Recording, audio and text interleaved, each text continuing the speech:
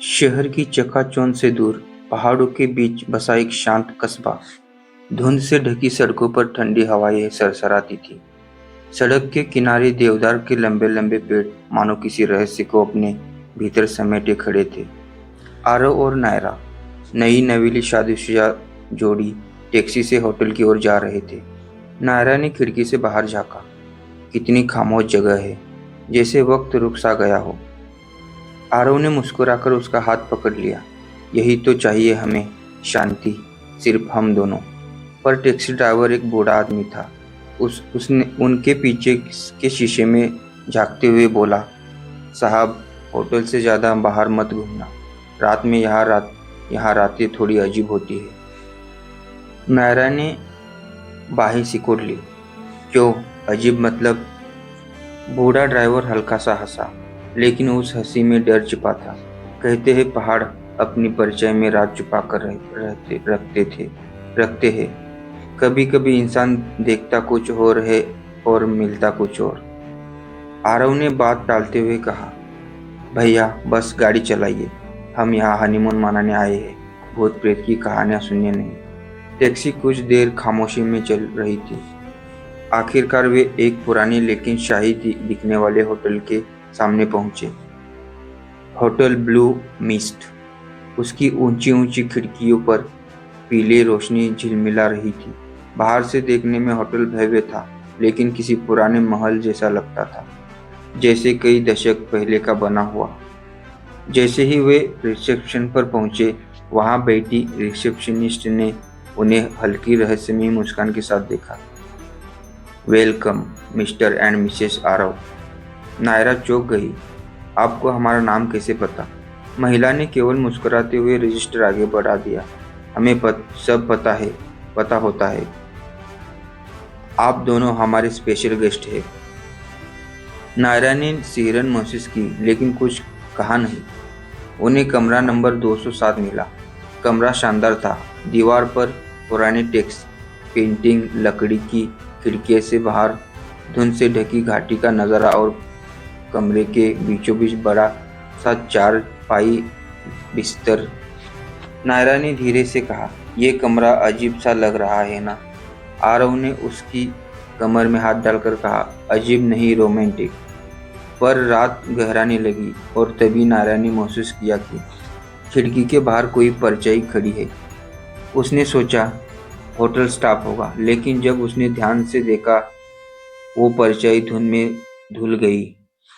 रात लगभग 2 बजे नायरा नींद से जागी। उसने देखा आरव बिस्तर पर नहीं था।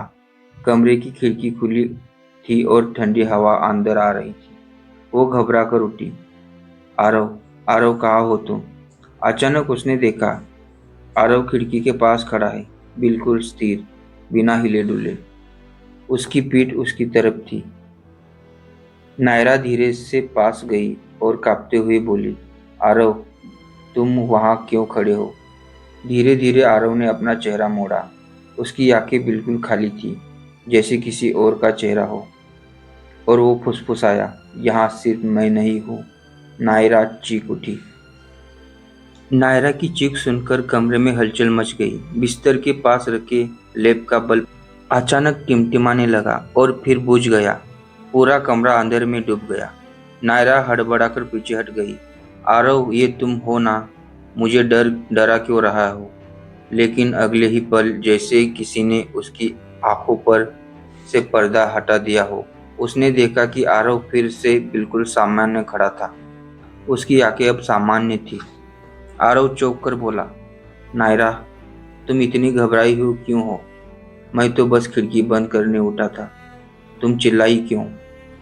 नायरा कुछ बोल न सकी।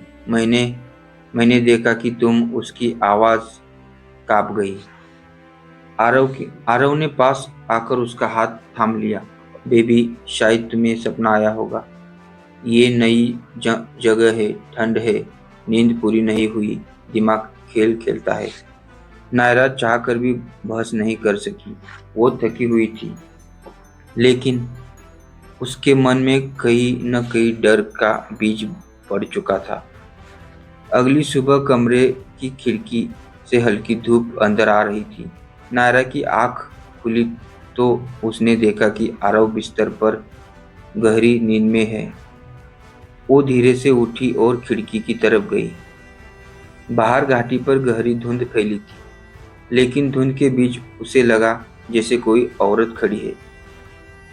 लंबा काला गाउन, बिखरे बाल और उसका चेहरा धुंध में छिपा हुआ। नायरा ने घबराकर पलकें झपकाई और वो औरत गायब हो गई। उसी समय दरवाजे पर दस्तक हुई। गुड मॉर्निंग मैडम, चाय लीजिए। वेटर ट्रे लेकर अंदर आया। उसकी आंखें झुकी हुई थी, लेकिन जाते जाते उसने धीमी आवाज में कहा, कमरा 207 में सावधान रहिएगा। नायरा ठिठक गई। क्या मतलब है तुम्हारा? लेकिन वेटर ने कुछ नहीं कहा, बस चुपचाप निकल गया। नाश्ते के बाद नायरा रिसेप्शन पर पहुंची। वहां वही रिसेप्शनिस्ट बैठी थी, जिसकी मुस्कान कल भी उसे अजीब लगी थी। नायरा ने सीधे पूछा, ये होटल, खासकर कमरा 207, इसके बारे में लोग अजीब बातें क्यों करते हैं? महिला ने मुस्कुराकर कहा, मैम, आप शायद लोकल कहानियों से डर गई है, लेकिन सच ये है, इस होटल के कमरे अपने मेहमानों को उनकी असली परिचय दिखाते हैं। नायरा चौंक गई। असली परिचय? महिला ने धीमे स्वर में कहा, हर इंसान के अंदर एक सच छुपा होता है, जिसे वो खुद भी छिपाना चाहता है, लेकिन यहाँ वो सच सामने आ जाता है। नायरा को उसकी आंखों में अजीब सा ठंडापन दिखा। उसने बिना कुछ और पूछे वापस कमरे की राह ली। शाम होते होते नायरा ने गौर किया कि आरव का व्यवहार बदल रहा है। वो अचानक गुमसुम बैठा था, खिड़की के बाहर देखता रहता और कभी कभी खुद से बातें करने लगता। नायरा ने पूछा, क्या हुआ आरव, तुम ठीक तो हो? आरव ने उसे घुसकर देखा। उसकी आंखें कुछ पल के लिए फिर से अजीब खाली सी हो गई। नायरा, अगर मैं वो आरव नहीं हूँ जिसने तुमसे शादी की तो? नायरा का दिल जोर से धड़क उठा। क्या मतलब? आरव कुछ पल खामोश रहा, फिर हंस पड़ा। अरे, मजाक कर रहा था। तुम तो सच में डर गई। लेकिन उस हंसी में कुछ था, जैसे मजाक नहीं, कोई गहरी सच्चाई छुपी हो। रात को नायरा की नींद फिर अचानक टूटी। कमरे में हवा भारी हो गई थी, जैसे कोई और भी वहां मौजूद हो। उसने देखा, आरव बिस्तर पर नहीं था। वो घबराकर उठी और चारों तरफ देखने लगी। तभी बाथरूम का दरवाजा चरमता हुआ खुला। अंदर आईना था और उसमें आरव खड़ा था। लेकिन अजीब बात यह थी, आईने में आरव के पीछे एक और परछाई थी, एक औरत की। वो औरत आईने से बाहर झांक रही थी, मानो कमरे में आने की कोशिश कर रही हो।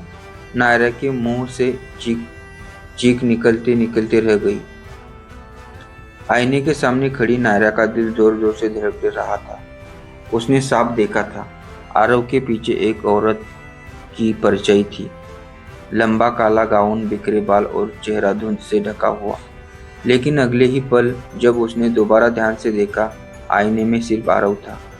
आरव ने धीमी आवाज में कहा, तुमने देखा ना, वो यहाँ है। नायरा कांप गई। कौन?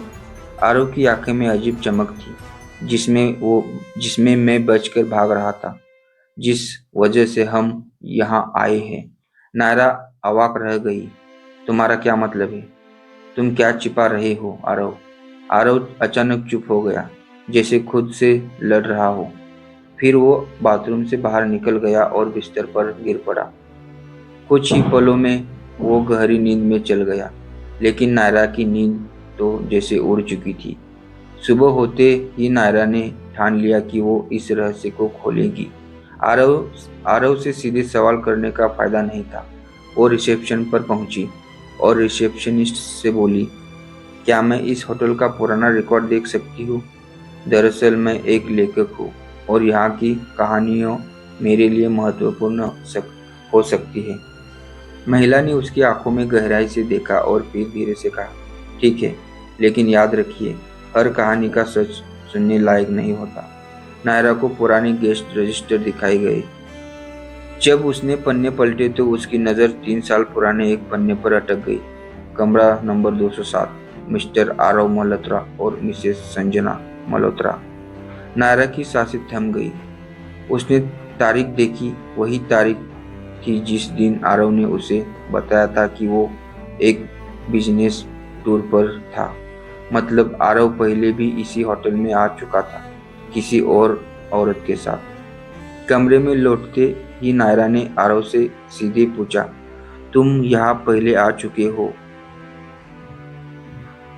ना? किसके साथ आए थे? आरव ना, तुम यहाँ पहले आ चुके हो ना? किसके साथ आए थे? आरव का चेहरा पल भर को सख्त हो गया। किसने बताया तुम्हें? नायरा चीख पड़ी, मतलब ये सच है? कौन थी वो औरत? आरव कुछ देर चुप रहा, फिर धीरे से बोला, उसका नाम संजना था, वो मेरी पत्नी थी। नायरा का सिर चकराने लगा। क्या पत्नी? लेकिन तुमने तो कहा था कि मैं तुम्हारा पहला प्यार हूँ। आरव की आंखें झुक गई। मैंने झूठ बोला क्योंकि सच्चाई बहुत डरावनी है। आरव ने कांपती आवाज में बताया, 3 साल पहले मैं और संजना इसी कमरे में रुके थे। हमारी शादी को 1 साल हुआ था। सब ठीक लग रहा था, लेकिन उस रात कुछ अजीब हुआ। संजना बार बार कहने लगी कि उसे कमरे में किसी और औरत की मौजूदगी महसूस हो रही है। उसने आईने में किसी को देखा और फिर आरव की आवाज़ भारी हो गई। अगली सुबह संजना बिस्तर पर नहीं थी। दरवाज़ा अंदर से बंद था, लेकिन वो गायब हो गई, कभी वापस नहीं मिली। नायरा ने डर से उसका हाथ पकड़ लिया। तो तुम कहना चाहते हो वो औरत जिसकी परछाई मैंने देखी वो संजना है? आरव ने आंखें बंद कर ली। हाँ, और शायद वो मुझे अपने साथ ले जाने लौटी है।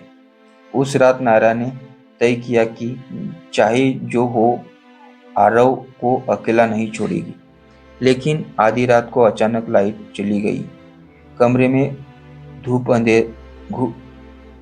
धूप अंधेरा छा गया। बाहर से हवाओं की तेज सरसराहट सुनाई देने लगी। नायरा ने महसूस किया कि कोई उसके बगल से गुजरा है।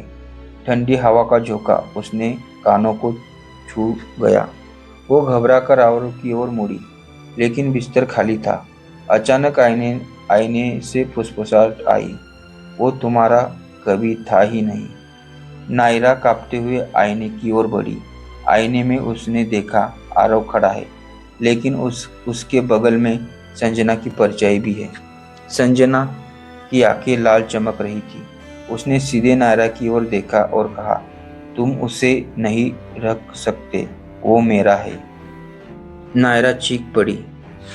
नायरा की चीख कमरे की दीवार से टकराकर लौट आई। आईने में संजना की लाल चमकती आंखें धीरे धीरे पास आती जा रही थी। नायरा ने घबराकर पीछे हटना चाहा, लेकिन उसके पैर जमीन से जैसे चिपक गए थे। आरव वही खड़ा था, नायरा की ओर देखता हुआ। उसकी आंखों में बेचैनी थी, पर वो कुछ बोल नहीं पा रहा था। संजना की परछाई आईने के भीतर से हाथ बढ़ाने लगी। उसकी उंगलियां शीशे पर पड़ी और शीशा टरकने लगा, मानो वो किसी भी पल बाहर आ जाएगी। नायरा ने पूरी ताकत से चीख मारी और तभी कमरे की लाइट अचानक जल उठी। आईना वापस सामान्य हो गया। आरव जमीन पर गिर पड़ा, पसीने से तरबतर। नायरा कांपती आवाज में बोली, आरव, ये सब क्या है? तुमने मुझसे कितना बड़ा राज छुपाया? आरव ने सिर पकड़ लिया। मैं चाहता था कि कभी ये सब सामने न आए, लेकिन सच में भागना मुमकिन नहीं। नायरा चिल्लाई, बताओ सच, संजना की मौत कैसे हुई? आरव की आंखों से आंसू निकल पड़े। उस रात हमारी लड़ाई हुई थी। वो बार बार कह रही थी कि उसी किसी और औरत की मौजूदगी महसूस हो रही है। मैंने सोचा वो पागल हो रही है। गुस्से में मैंने उसको धक्का दिया और वो गिर पड़ी। जब मैंने उसे उठाना चाहा, वो सांस नहीं ले रही थी। मैं डर गया। मैंने सोचा पुलिस मुझे कभी नहीं छोड़ेगी, इसीलिए मैंने उसकी लाश घाटी में फेंक दी। नायरा नायरा के पैरों तले जमीन खिसक गई। मतलब वो किसी आत्मा का खेल नहीं था। तुमने अपनी पत्नी को मारा था। आरव ने हाँ में सिर हिलाया। लेकिन उसके बाद से ही वो मुझे दिखने लगी, आईने में, सपनों में और अब असलियत में भी। वो मुझे छोड़ने वाली नहीं है। नायरा का दिल टूट चुका था। जिस आदमी से उसने शादी की थी वो असल में एक गुनहगार निकला। लेकिन हालात ऐसे थे कि वो इस होटल से निकल भी नहीं सकती थी। होटल के दरवाजे बंद थे। बाहर धुंध इतनी गहरी थी कि रास्ता दिखना नामुमकिन था। नायरा ने तय किया, अगर उसे और आरव को बचना है तो उसे संजना की आत्मा से सामना करना ही पड़ेगा। उस रात नायरा ने आईने के सामने खड़े होकर फुसफुसाया, संजना, अगर तुम सच में यहाँ हो तो आओ, मैं तुमसे बात करना चाहती हूँ। कुछ पलों तक खामोश रही। फिर अचानक आईने पर धुंध छा गई और उसके भीतर से संजना का चेहरा उभरा, पीला, भयानक, आंखों में नफरत की आग। उसकी आवाज गूंजी, वो मेरा था, उसने धोखा दिया, तुम भी उसका साथ दे रही हो, अब तुम दोनों को सजा मिलेगी। नायरा कांपते हुए बोली, नहीं संजना, मुझे धोखा दिया गया है। मैं नहीं जानती थी तुम्हारे साथ क्या हुआ था। अगर तुम चाहो तो मुझे ले जाओ, लेकिन आरव को छोड़ दो। संजना की आत्मा ठिठक गई। उसकी आंखों में पल भर के लिए दर्द चमका। फिर वो बोली, तुम सच्ची हो, लेकिन उसका पाप माफ नहीं किया जा सकता। अचानक कमरे का दरवाजा अपने आप खुल गया। तेज हवा का झोंका अंदर आया। आरव उठकर भागने लगा। संजना की आत्मा चीखी, भागकर कहाँ जाएगा? इस होटल की सरहदें में मेरे खून से बंधी है। आरव गलियारे में दौड़ रहा था। नायरा उसके पीछे, लाइट टिमटिमा रही थी। दीवारों पर परछाई नाच रही थी। हर खिड़की से वही चेहरा झांक रहा था, संजना का। आखिरकार वे होटल की छत पर पहुंच गए। बाहर धुंध के बीच घाटी गहरी थी। संजना की परछाई छत पर प्रकट हुई। उसने आरव की ओर हाथ बढ़ाया, अब लौट चलो मेरे साथ। आरव घुटने पर गिर पड़ा, मुझे माफ कर दो संजना, मैंने गलती की, लेकिन मैं तुम्हें मारना नहीं चाहता था। संजना की आंखों में आंसू थे, लेकिन अगले ही पल वो और भी भयानक हो गई। तेरे लिए माफी नहीं है। नायरा आगे बढ़ी और जोर से चिल्लाई, अगर उसका पाप माफ नहीं हो सकता तो उसे ले जाओ, लेकिन मुझे छोड़ दो, मैं निर्दोष हूँ। संजना की आत्मा ने उसकी ओर देखा। उसकी आंखों में पल भर के लिए नरमी आई। वो बोली, तुम्हारा रास्ता अभी खुला है, लेकिन इसका नहीं। इतना कहते ही उसने आरव का हाथ पकड़ लिया। आरव चीखता रहा, नायरा मुझे बचा लो, लेकिन धुंध ने उसे घेर लिया और अगले ही पल आरव गायब हो गया। नायरा अकेली छत पर खड़ी रही। छत पर धुंध फैल चुकी थी। नायरा घुटनों के बल बैठी थी। आंखों से आंसू लगातार बह रहे थे। आरव की चीख अब सिर्फ उसकी यादों में गूंज रही थी। उसके अपने भीतर से एक ठंडी सिहरन महसूस की। आरव, जिसे अब उसने अपना जीवन साथी माना, अब हमेशा के लिए गायब हो गया था। लेकिन कहीं ना कहीं उसके दिल में यह एहसास भी था कि शायद यही इंसाफ था। सुबह होते ही नायरा हिम्मत जुटाकर रिसेप्शन पर पहुंची। वहां वही महिला बैठी थी, हमेशा की तरह, रहस्यमयी मुस्कान के साथ। नायरा कांपती आवाज में बोली, मुझे सब सच बताओ, ये होटल, ये कमरा, ये सब आखिर है क्यों? महिला ने धीरे से कहा, आप यहाँ तक पहुँच गई, इसका मतलब है कि आपने सब देखा। लेकिन क्या आप जानते हैं इस होटल का असली नाम क्या था? नायरा ने सिर हिलाया। महिला बोली, 3 दशक पहले इसे यू मेंशन कहा जाता था। ये एक अमीर जमींदार की हवेली थी। उसकी बीवी का नाम भी संजना था। कहते हैं जमींदार ने उसे धोखा दिया और हवेली की इसी घाटी में उसकी लाश फेंक दी। तब से इस जगह पर उस औरत की आत्मा भटकती है जिसे उसके पति ने धोखा दिया। नायरा की सांसें अटक गई। मतलब यहाँ संजना सिर्फ एक आत्मा नहीं है बल्कि एक होटल की आत्मा है। महिला की आंखों में गहरी हो गई। हाँ, और अब वो अपने गुनहगार को ले जा चुकी है। नायरा ने रिसेप्शनिस्ट से पूछा, अब मैं जा सकती हूँ? नायरा ने रिसेप्शनिस्ट से पूछा, अब मैं जा सकती हूँ ना? महिला मुस्कुराई, जा सकती है, लेकिन सवाल यह है कि जाना चाहती भी है? नायरा ने हैरान होकर कहा, क्या मतलब? महिला बोली, संजना ने आपको चुना है।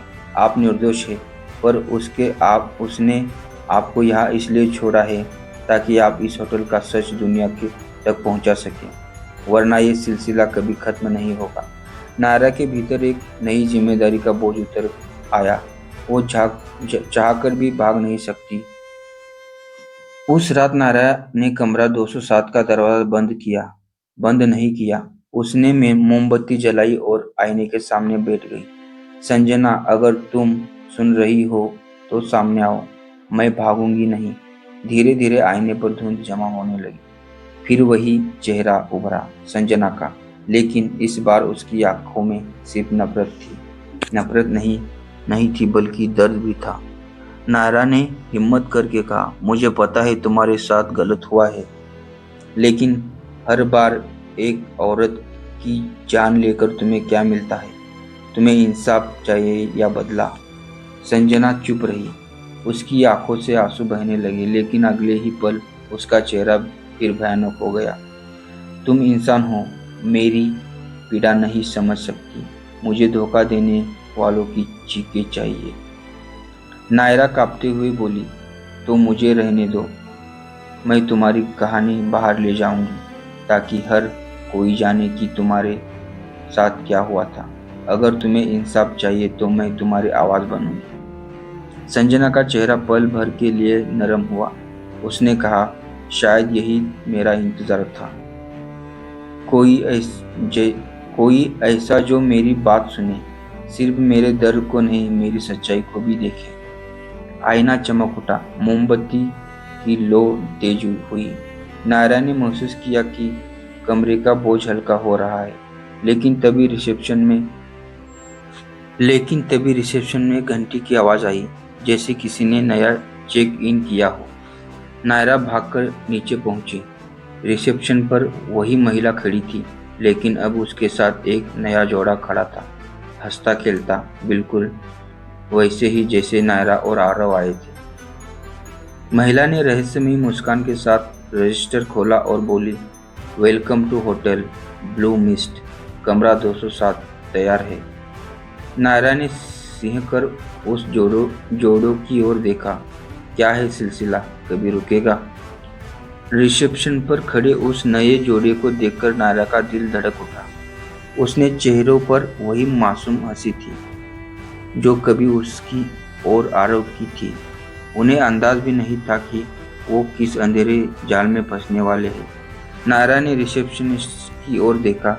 उसकी मुस्कान वैसी ही थी, ठंडी, रहस्यमयी और सच्चाई छुपाने वाली। नायरा ने तुरंत कहा, उन्हें यहाँ मत ठहराइए, ये होटल मौत का घर है।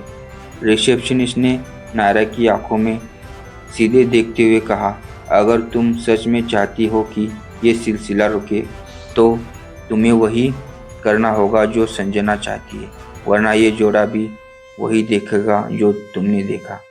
रात होते ही नायरा कमरे 207 में लौटी। उसने दरवाज़ा बंद किया और आईने के सामने खड़ी हो गई। संजना, तुम्हें मुझसे बात करनी होगी। अगर तुम चाहो तो इस जोड़ों को बर्बाद कर सकती हो, लेकिन फिर तुम्हारा दर्द कभी खत्म नहीं होगा। आईना धीरे धीरे धुंधला होने लगा। संजना का चेहरा उभरा। उसकी आंखों में लहू की लालिमा थी, लेकिन उनमें थकान भी थी। तुम चाहती हो कि मैं उन्हें छोड़ दूं? नायरा ने ढूढ़ आवाज में कहा। हाँ, क्योंकि अगर तुम्हें इंसान चाहिए तो सजा गुनहगार को मिलनी चाहिए, निर्दोष को नहीं। तुम बदले में खुद को और भी कैद कर रही हो। संजना की आत्मा कांप उठी।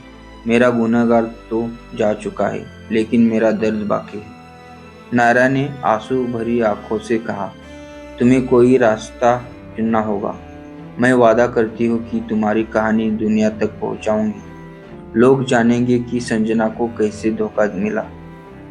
तुम्हारी मौत बेवजह नहीं जाएगी, लेकिन इसके लिए तुम्हें मुझे जिंदा छोड़ना होगा। कुछ देर खामोशी छा रही, फिर संजना की आवाज धीमी हुई। अगर तुम झूठ बोल रही हो तो तुम्हें भी वही अंजाम मिलेगा। नायरा कांपते हुए बोली, मैं झूठ नहीं बोल रही। आईना अचानक चमक उठा। मोमबत्ती की लो तेज हुई और फिर बुझ गई। कमरे में सन्नाटा फैल गया। सुबह जब नायरा उठी तो उसे लगा जैसे कई सालों का बोझ उतर गया हो।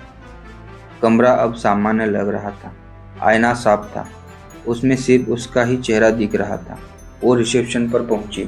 वहाँ वही महिला बैठी थी, लेकिन इस बार उसकी मुस्कान अलग थी, हल्की, संतोष से भरी हुई। उसने नायरा को कमरे की चाबी लौटाने के लिए हाथ बढ़ाया और बोली, आप जा सकती हैं। नायरा हतप्रभ रह गई। मतलब, मैं सचमुच जा सकती हूँ? महिला ने सिर हिलाया। हाँ, आपने जो वादा किया है उसे मत भूलना। नायरा होटल से बाहर निकली। धुंध धीरे धीरे हट रही थी। सड़क पर टैक्सी तैयार खड़ी थी। टैक्सी ड्राइवर ने पूछा, मैडम कैसा रहा आपका हनीमून? नायरा की आंखों में आंसू भर आए। उसने बस इतना कहा, यह हनीमून नहीं था, एक सच्चाई का सफर था। टैक्सी धीरे धीरे घाटी से नीचे उतरने लगी। होटल ब्लू मिस्ट अब पीछे छूट रहा था, लेकिन नायरा जानती थी उसका रिश्ता उस जगह से हमेशा जुड़ा रहेगा। कई साल बीत गए। नायरा ने अपने वादे को निभाया। उसने हनीमून का डरावना सच नाम से एक किताब लिखी, जिसमें उसने संजना की पूरी कहानी दर्द की लिखी। किताब चर्चाओं में आ गई। लोगों को पहली बार पता चला कि कैसे एक औरत का धोखा उसे मौत से भी ज्यादा भयानक बना सकता है। किताब की लॉन्चिंग के दिन नायरा मंच पर खड़ी थी। लोग तालियां बजा रहे थे। उसने कहा, यह किताब सिर्फ एक कहानी नहीं, बल्कि उस आत्मा की सच्चाई है जिसने मुझे जीने का दूसरा मौका दिया। तभी भीड़ के बीच उसे एक चेहरा दिखा। एक औरत, काले गाउन में बिखरे बालों के साथ। वो मुस्कुरा रही थी। नायरा का दिल कांप उठा, लेकिन इस बार उस मुस्कान में नफरत नहीं, बल्कि राहत थी। संजना आजाद